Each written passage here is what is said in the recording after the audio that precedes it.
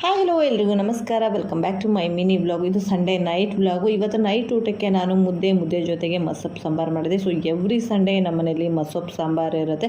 So ಮಸೊಪ್ಪು sambar ಮಾಡಿದಾಗ ಅದ್ರ ಜೊತೆ ಮುದ್ದೆ ಕೂಡ ರೆಡಿ ಮಾಡ್ಕೊಂಡ್ಬಿಡ್ತೀನಿ. ಜೋಳದ ಮುದ್ದೆ ಆಗಿರ್ಬೋದು, ರಾಗಿ ಮುದ್ದೆ ಆಗಿರ್ಬೋದು, ಎರಡರಲ್ಲಿ ಯಾವುದಾದ್ರೂ ಒಂದು ಮುದ್ದೆನ ರೆಡಿ ಮಾಡ್ತೀನಿ. ಸೊ ಊಟ ಎಲ್ಲ ಮುಗಿಸ್ಕೊಂಡು ನೆಕ್ಸ್ಟು ನಾಳೆ ಅಮಾವಾಸ್ಯೆ ಇರೋದ್ರಿಂದ ಏನಾದರೂ ಡಿಫ್ರೆಂಟ್ ಬ್ರೇಕ್ಫಾಸ್ಟ್ ಎಲ್ಲರ ಮನೇಲೂ ಮಾಡ್ತೀವಿ. ನಾನು ಬಂದುಬಿಟ್ಟು ದೋಸೆ ಮಾಡೋಣ ಅಂತೇಳ್ಬಿಟ್ಟು ಅಕ್ಕಿ ಎಲ್ಲ ನೀಟಾಗಿ ನೆನೆಸಿ ಇಟ್ಕೊಂಡಿದ್ದೆ.